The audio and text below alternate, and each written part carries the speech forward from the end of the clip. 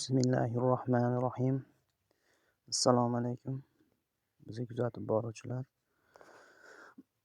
Biz navbatdagi obyektimizga yetib keldik. Bu joyda 25,5 metrga 29,5 metr joy, mana shu yer. Uzunligi 29, eni 25,5. Mana shu joyda ponni tomini chiroyli qilib, naves qilib yopib beramiz. Hozir mana usta akalar g'ishtlarni urishyaptilar. Mana shu chap tarafda bitgan o'sha seysmopoyez quyilgan tarafga to'sinlarimiz teramiz. O'rtada ikkita sarrob bo'ladi. Ikkala chekka devorga minadi. Mana sarroblarimizni to'qib qo'ydik chiroyli qilib. To'sinlarimizni ham boshlab olganmiz to'qishda. To'sinlarimizni ham tayyorlayapmiz.